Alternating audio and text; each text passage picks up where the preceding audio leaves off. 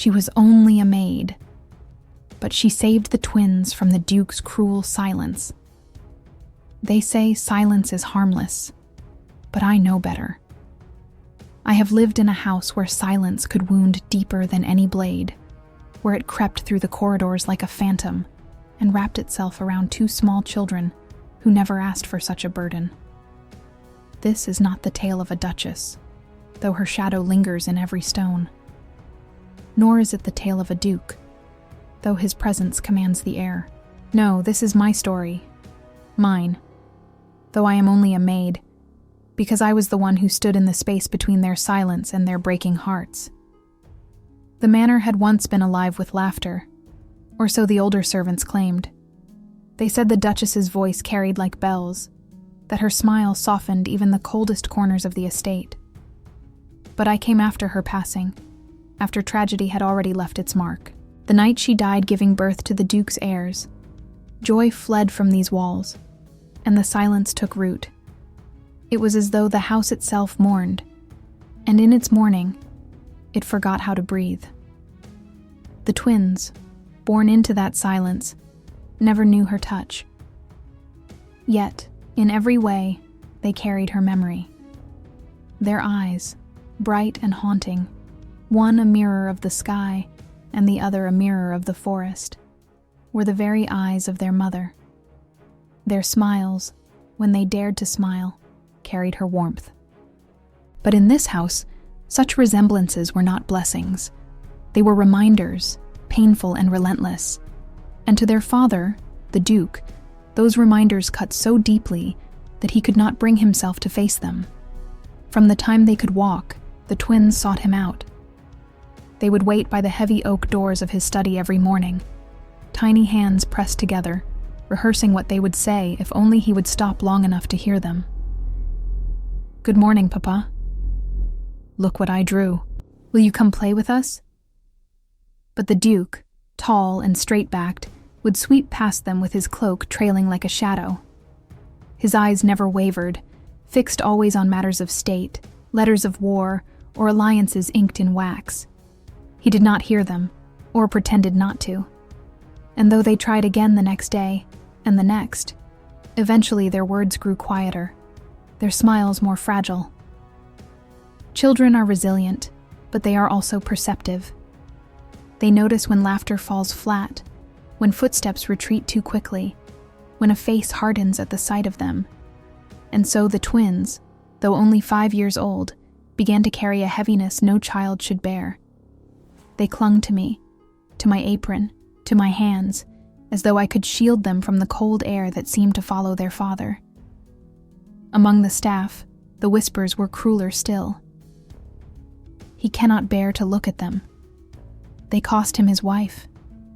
Cursed children, unlucky from birth. I tried to hush the words whenever I could, but whispers slip like smoke through cracks. The children heard.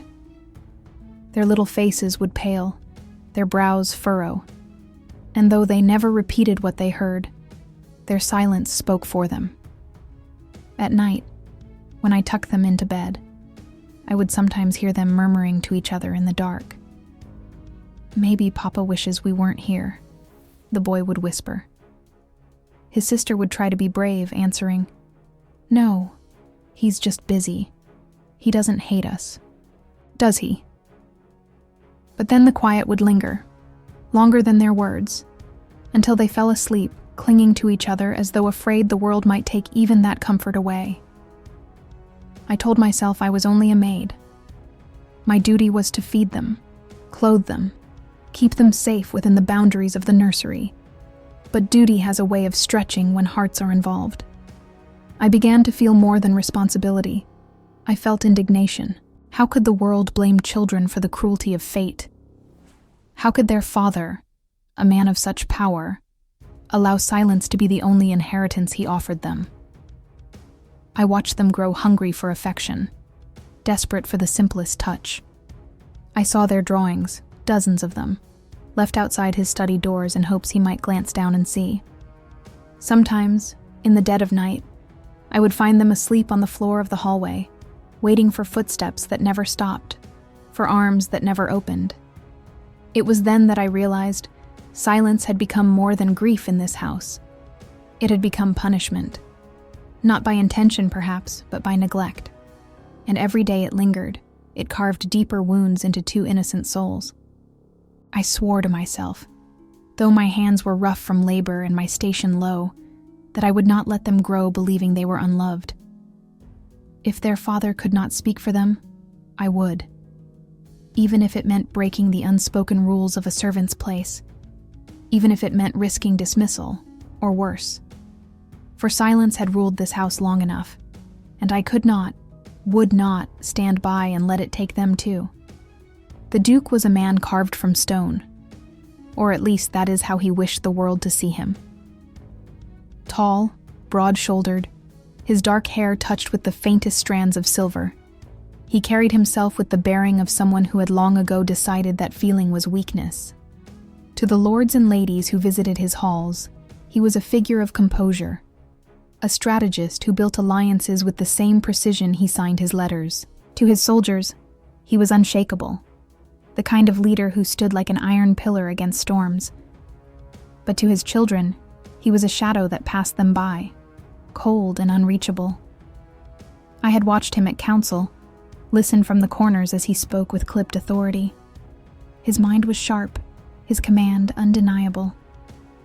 Yet, whenever a topic strayed near the memory of the late Duchess, a shadow would flicker across his face. He would bury it beneath statistics of harvests and the positioning of troops, but it lingered there, like a crack beneath the polished surface. I wondered if he believed that burying himself in duty would erase what he had lost. But grief is not so easily silenced. It seeps into the cracks of a man's soul, until everything tender is hidden away, and what remains is a mask. The twins, of course, had no understanding of such masks. All they knew was that their father never came to the nursery, never asked after their lessons, or praised their cleverness.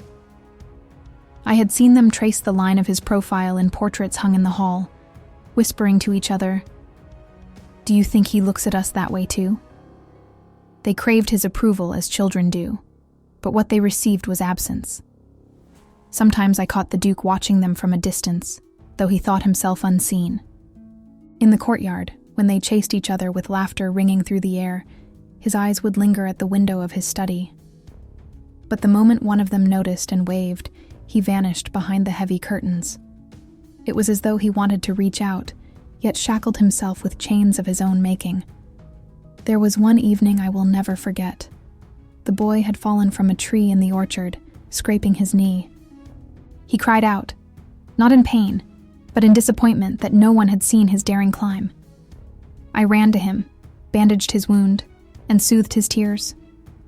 But later, I passed by the Duke's study and heard him inside, pacing. His voice was low, almost anguished. Her eyes, her smile, it is all her. And how can I look at them without reliving that night? He thought no one listened, but I did. In that moment I understood.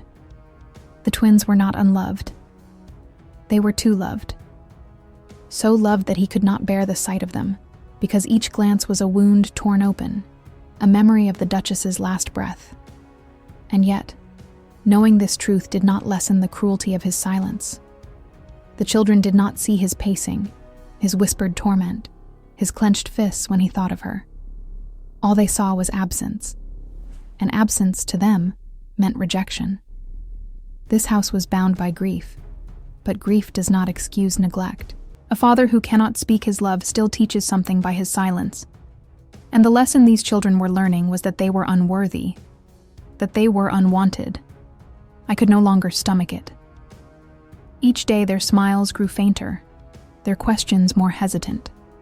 Each day the whispers of the servants cut deeper, feeding the lie that the twins were to blame. And each day, the Duke buried himself further in maps, scrolls, and the illusion of duty. But one cannot build a fortress high enough to keep out the truth. And the truth was this: his children were drowning in the very silence he clung to. I knew then that something would have to break, either the silence or the hearts of the children.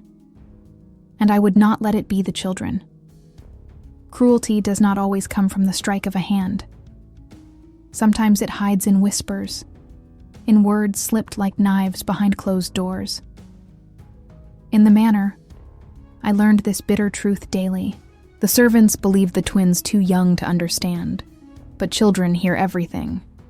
In the kitchens, in the corridors, while polishing silver or stoking fires, the words spread like poison. They stole her life, cursed from the day they were born. No wonder the Duke keeps his distance. I hushed what I could, but whispers are like smoke. They curl through keyholes, under doors, into the ears of the innocent. I remember one morning when the children sat in the nursery, hunched over parchment. The boy, his tongue pressed between his teeth in concentration, tried to copy letters he had seen on his father's desk. His sister leaned close, her little brow furrowed. Then one of the younger maids entered with laundry. She thought herself unnoticed as she muttered under her breath, "Such pity. They'll grow with no mother and no father."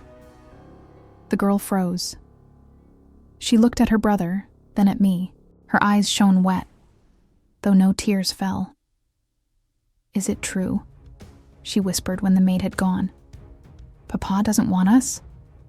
I wanted to deny it, to insist that he loved them. But how could I, when silence was his only answer? That night I found them whispering again in bed. "Maybe if we were better," the boy said, his small hand clutching his sister's. "If we learned faster, or were braver, maybe he'd notice." The girl, always the gentler of the two, tried to soothe him. "Or maybe if we look less like Mama, he won't be sad anymore." Their words were knives to my heart. No child should grow thinking love must be earned, or that their very face was a curse. The cruelest blow came weeks later. At supper, the twins waited for their father, as always. The Duke dined in the great hall with visiting nobles, and though the children were not invited to sit, they watched from the corner, eager for a glance. One of the stewards, smug and careless, whispered to another, "He'll never claim them proudly. Everyone knows he blames them." The children heard. The boy's lips trembled. The girl's shoulders hunched as though she could make herself invisible.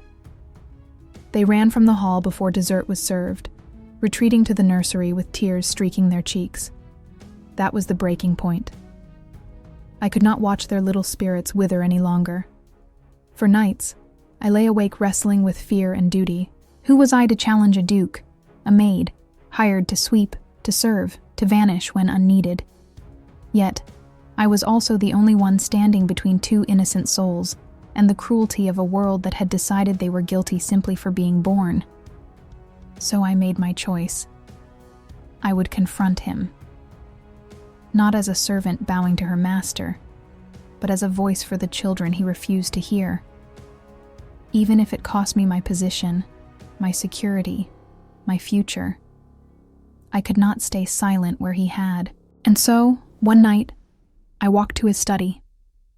My hands shook. My knees threatened to give, but I forced myself onward. The children slept upstairs, their small bodies curled together for comfort, unaware that the walls of their world were about to tremble. I pushed open the heavy oak door. He looked up, quill in hand, eyes narrowing at the sight of me. "What is it?"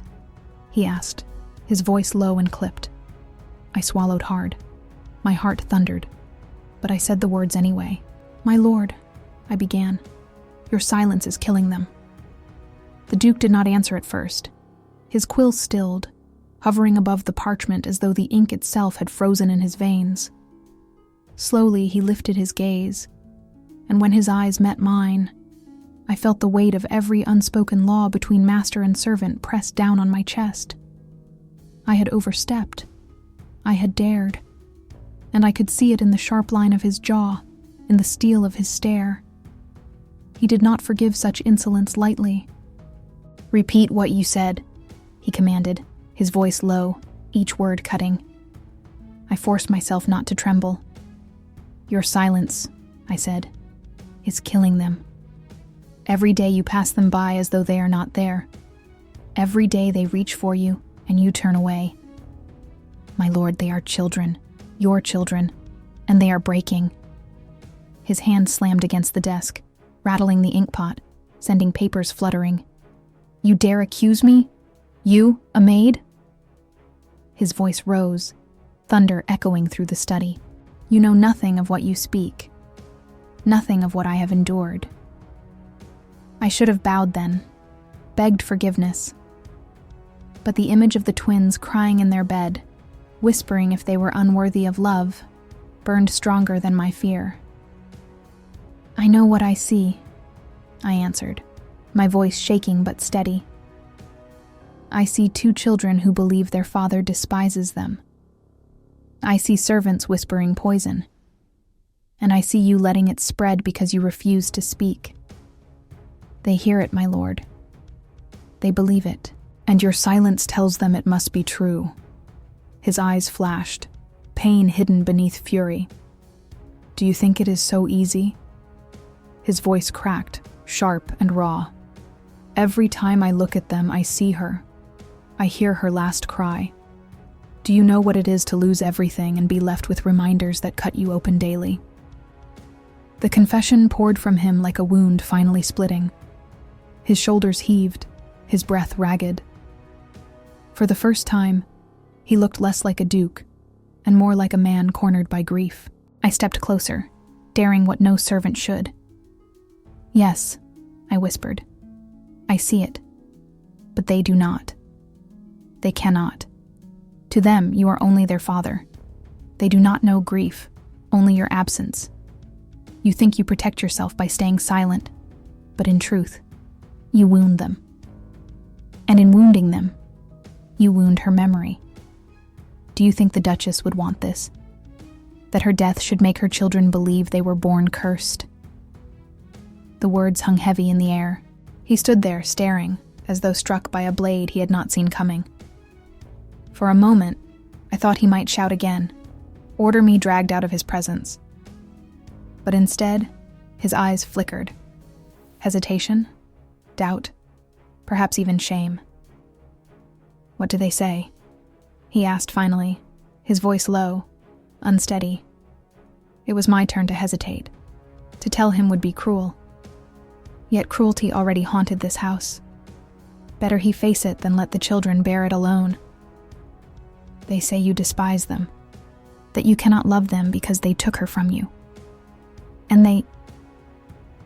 My throat tightened, but I forced the words out. They fear it is true. For the first time since I had known him, the Duke faltered. He gripped the edge of his desk as though the ground beneath him had given way. His face, so carefully controlled, bent under the weight of what he had never allowed himself to see. He did not answer. Not that night. I left him in silence, though it was no longer the cruel silence that haunted the halls, but a silence cracked, uncertain, trembling. And the next morning, something shifted.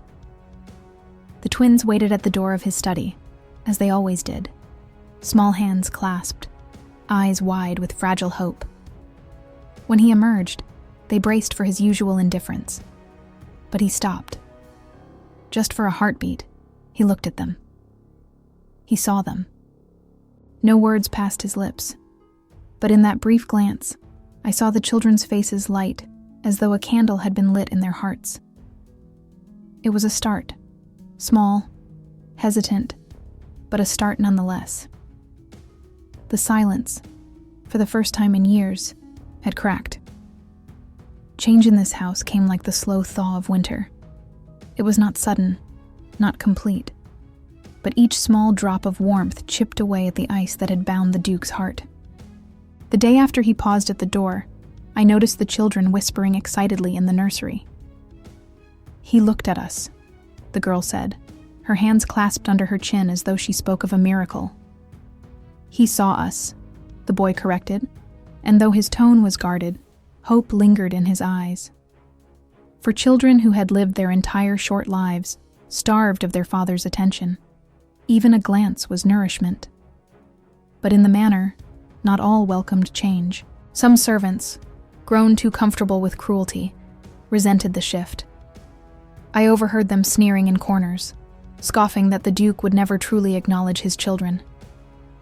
"He'll never love them," one whispered.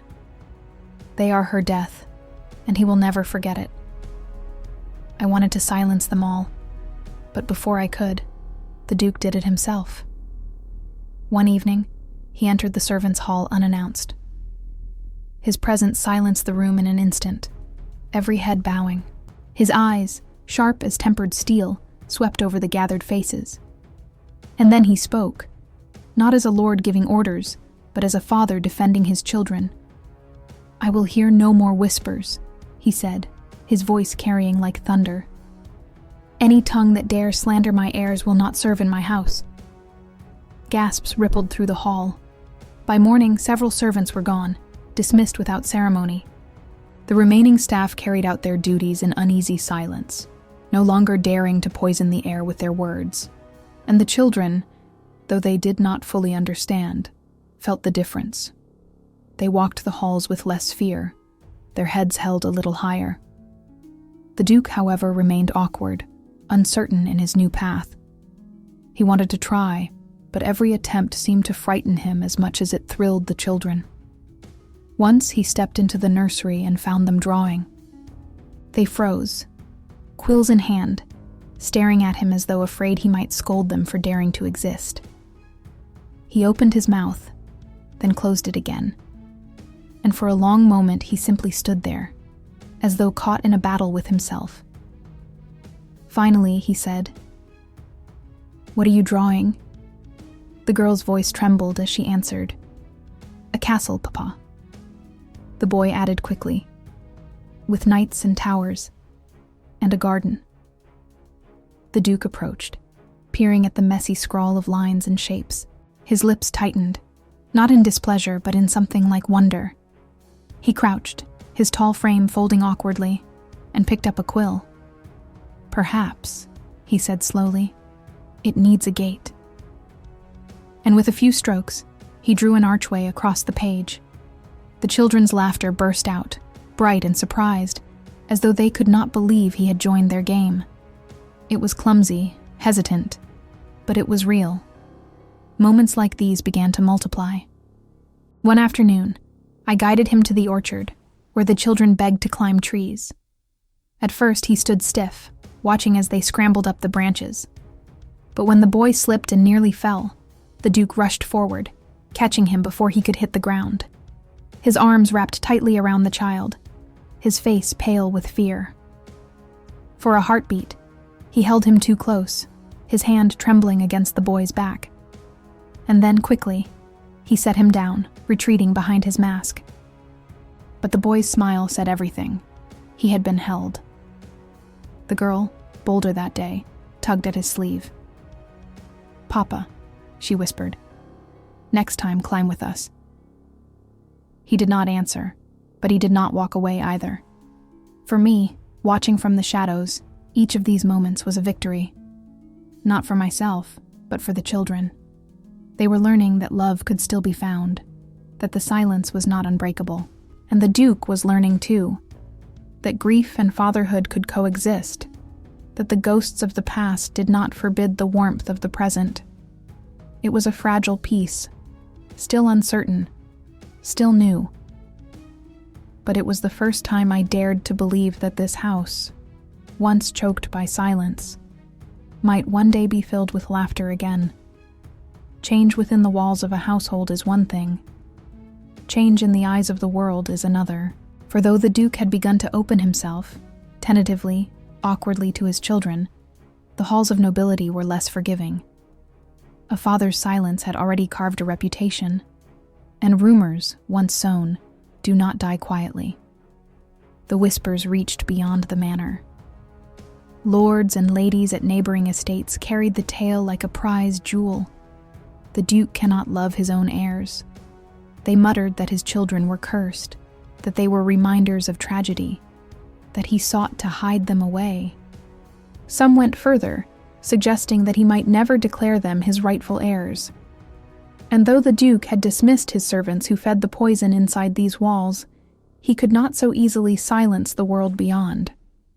The twins, still too young to understand the politics of nobility, felt the sting nonetheless. When guests visited, I saw the way the children shrank into corners, their little hands gripping each other's tightly. Once, when a baroness arrived with her daughter, she bent low to coo at the twins, but her words were sweet with venom. "Such delicate little things," she said, her smile sharp. "A shame they have no mother to guide them, and a father so distracted." The girl's chin quivered. Her brother pulled her behind him, and I burned with fury I dared not show. That night, as I tucked them into bed, the boy asked, "Will Papa always be too busy for us?" His sister added in a whisper, "Do other lords think we shouldn't be here?" My heart nearly broke. I wanted to promise them otherwise, but I could not. Only their father could erase such doubts, and until he did, the shadows would remain. The moment came during the grand banquet, a gathering the Duke could not avoid, meant to solidify trade with neighboring houses. The great hall shimmered with gold and firelight, filled with the murmur of nobles dressed in silks and jewels. The Duke stood tall at the head of the table, every inch the figure of strength and authority. Yet, when the steward announced the presence of the children, a hush fell, sharp and biting. The twins entered, dressed in their finest. Their small hands clasped together, they stepped into a sea of stares. Whispers spread like wildfire. There they are. Her eyes. Her death walking. I stood near the wall, my breath caught, praying the Duke would do something, anything. But for a heartbeat too long, he simply watched. The children faltered, their steps slowing, fear rising in their faces. And then at last, he moved. The Duke stepped down from the dais, his boots striking the stone with purpose. Nobles gasped as he crossed the hall, ignoring the mutters, the stares, the veiled scorn. He reached his children, bent to one knee, and placed a steady hand on each of their shoulders. "They are mine," he said, his voice carrying over the hall. "Not curse, not shadow. They are my blood, my heirs, the pride of this house. And any who would call them otherwise insult not only them, but me." Silence swallowed the room. The nobles shifted uncomfortably, some bowing their heads, others averting their eyes. But the children, oh, the children, stood taller than they ever had before. Their eyes shone with wonder, their smiles broke like dawn, and for the first time they were not merely tolerated in the hall of their father, but claimed.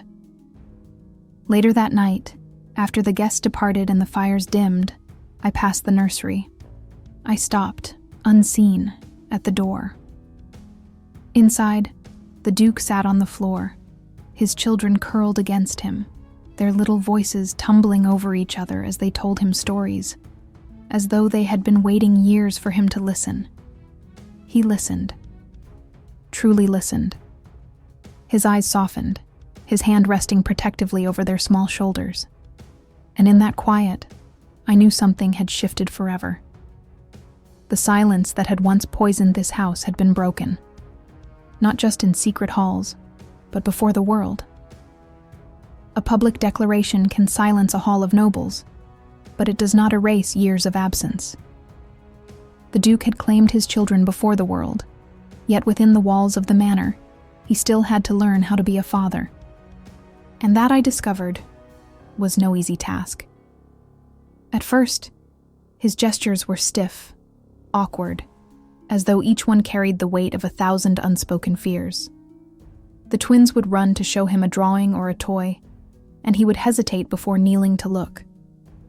Sometimes his words came out too sharp, too commanding, as if he forgot he was speaking to children and not soldiers.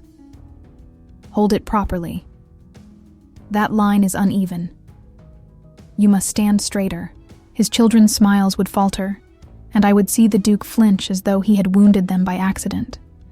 But slowly, Haltingly, he learned. One morning, the boy proudly presented a wooden horse he had carved. The figure was crooked, one leg shorter than the others, but his eyes shone with triumph. The Duke took it, examined it in silence, and then, perhaps remembering my words, he smiled. It was small, uncertain, but real.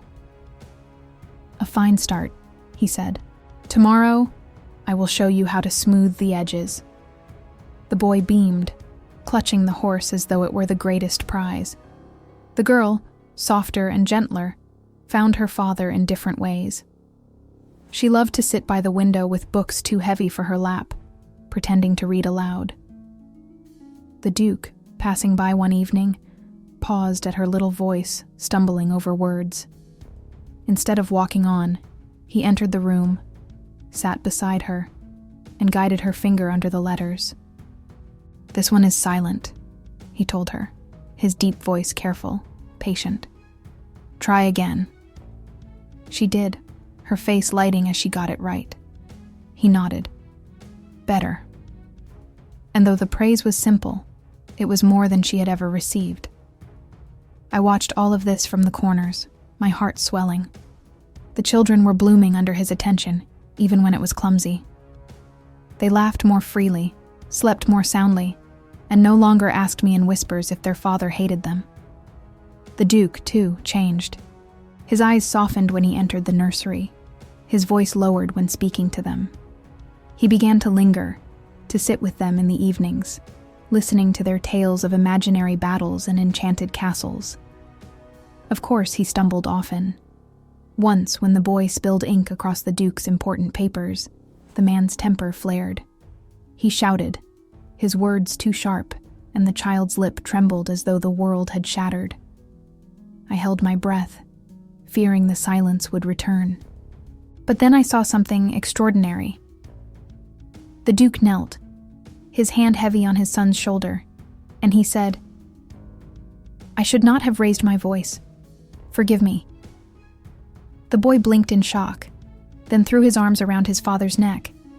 It was not perfection, but it was love. And slowly, the house transformed. Where once the corridors echoed only with footsteps, now laughter spilled from the nursery. Where once the servants whispered cruelty, now they bowed their heads in respect, for none dared question the Duke's devotion after what he had declared. The twins no longer clung to me in fear of being unwanted. They ran to their father when he entered, knowing he would not pass them by. As for me, I remained the watcher in the shadows, the one who had dared to break the silence. I saw a man learning to be a father, 2 children learning they were loved, and a house learning to breathe again. And though my place was humble, I knew this. I had saved them not with power, not with wealth, but with the simple courage to speak when silence would have destroyed us all. It is easy to promise love in moments of peace. The truest test comes in the shadow of fear. And for the Duke, that test arrived on a night when storms lashed against the manor walls, and the twins fell gravely ill. It began with the girl. She woke in the dark hours before dawn, her body burning with fever, her breath shallow. By morning, her brother too was flushed and trembling, his small hands clutching the sheets. I had seen children ill before, but this was different. Their fragile bodies shook with chills, and their wide, frightened eyes searched for comfort I could not give alone. I sent for the physician at once, but the roads were thick with mud from the storm, and his arrival would be delayed. Fear clawed at me as I sponged their brows and whispered soft words, though my own heart was pounding. The Duke arrived then, his face pale as he entered the nursery. At first he stood in the doorway, as if afraid to come closer. But when the girl whimpered, "Papa," her hand reaching blindly, something inside him broke. He strode forward, knelt by her bedside, and took her small hand into his large one. His eyes, usually so cold, brimmed with fear. "She is burning," he said hoarsely, looking to me as though I held the answers. "Yes, my lord," I replied, keeping my voice steady though my throat was tight. The fever has taken them both. For the first time, I saw the mask shatter completely. He pressed his hand to his son's brow, then back to his daughter's, as though willing the fire out of their skin. "I cannot lose them too," he whispered, so softly I almost thought it a prayer. Through that long day, he did not leave their side. He wiped their brows with trembling hands, cradled them when they shivered, whispered to them in a voice raw with desperation. He had faced enemies on battlefields, storms on seas, betrayals in council halls, but none of it had ever undone him like this. His children's pain stripped him bare. At dusk, when the girl stirred faintly and whispered, "Don't leave us, Papa," he leaned close, his forehead against hers. "Never," he promised. "Never again." The fever raged through the night, but by dawn, their breathing eased. Their color began to return, their bodies less racked by chills. Relief swept through me so strong I nearly wept where I stood. But the Duke wept openly. He gathered them both into his arms, clutching them as though he would never let go, tears falling onto their small heads. When the physician finally arrived, the worst had passed. He praised the care given, assured us the danger had lifted. But the Duke did not release them. Even when they slept soundly, he remained at their bedside, holding their hands as though keeping vigil against every shadow that might dare approach. And when they awoke, weak but smiling, he was there. They turned their heads, their little voices soft. "Papa stayed." "Yes," he said, his voice steady, filled with something it had never held before.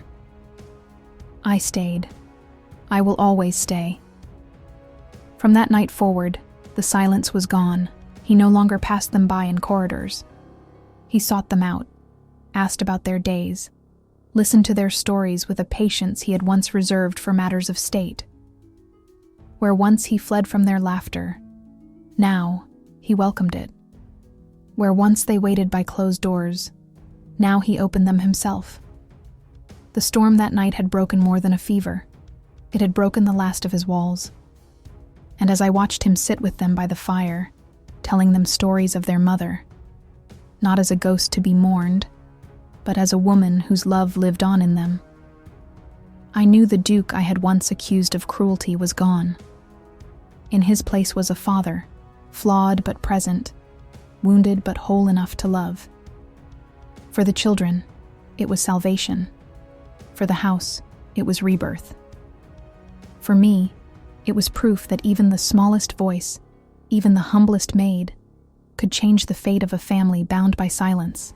When I first entered this house, I thought myself little more than a shadow, a maid to sweep, to carry trays, to vanish when nobility passed by. I had no power, no voice that should have mattered in halls such as these. Yet, I learned that even the smallest voice can echo loudly if spoken at the right moment.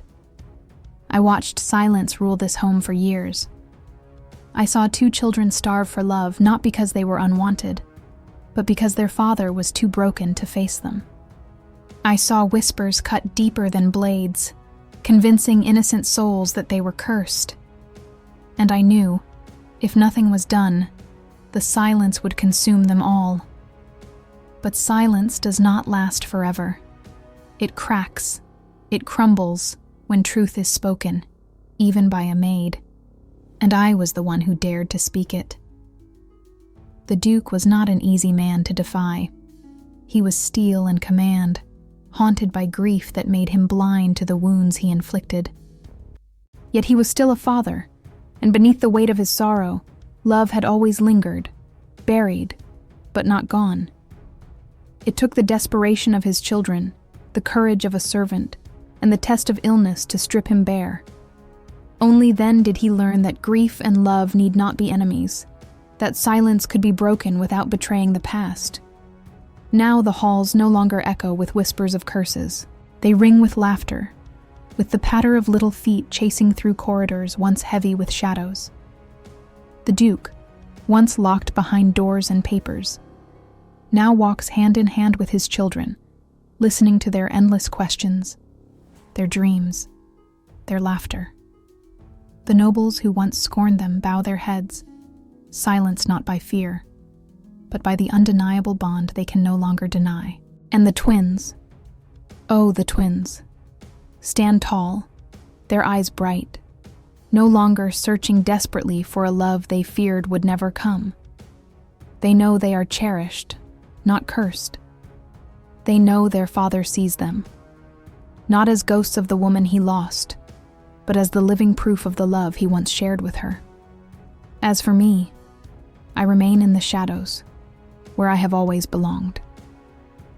I am still a maid, still tending to rooms and linens, still moving quietly through the rhythm of the house, but I carry with me the knowledge that I was more, that in a moment of courage, I became the voice that broke the silence, the shield that protected two innocent hearts until their father could take his rightful place beside them.